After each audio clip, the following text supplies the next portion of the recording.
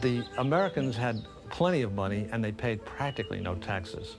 British taxes on America cost the average American $1.20 a year.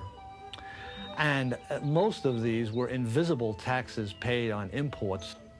The British had a national debt of over 150 million pounds, and there was constant talk in London about the whole country going bankrupt. Their taxes were 25 times higher than the Americans. So they were not particularly impressed when the Americans screamed that you can't tax us.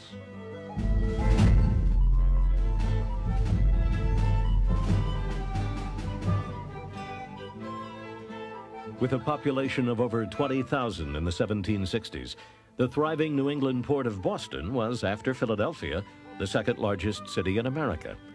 Here, political radicals known as Whigs or Patriots first felt the burden of British taxation and resisted it.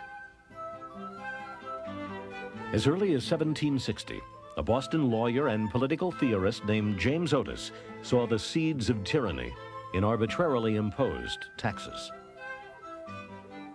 There is a man who is forgotten, and he's more important than any of them, at least as far as the way that the revolution started, and that's James Otis. And it was his writings which were the inspiration for Sam Adams, John Hancock, and indeed all the others. Otis was the mind behind it. Sam Adams was the mouth. Samuel Adams was a radical by nature. He saw tyranny coming through the windows in all directions. And he really became the closest thing we had to a professional revolutionary. He did nothing really much else to support himself in Boston except agitate. Early taxes like the Sugar Act affected only wealthy shippers and distillers. But in 1765, the Stamp Act affected everyone by mandating that a stamp purchased from the British government be embossed on all legal documents and newspapers. Sam Adams used the growing opposition to Britain's new laws to organize a political action group named the Sons of Liberty.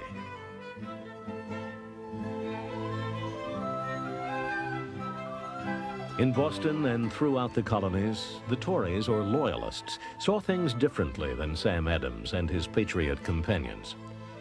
They often wanted their relationship with England to change too, but they wanted peaceful change, and above all, they wanted to remain within the confines of the British Empire.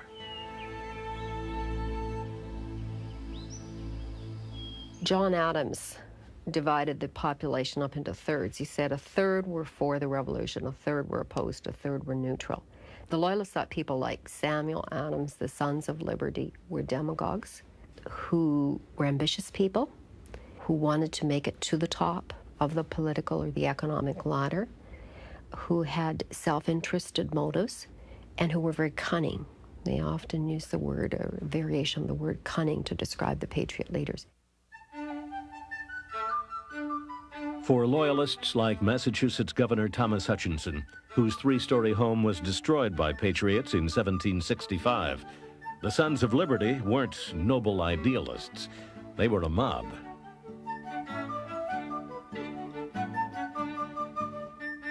They call me a brainless Tory. But tell me, which is better? To be ruled by one tyrant 3,000 miles away, or by 3,000 tyrants not a mile away? Mather Biles, Boston Loyalist.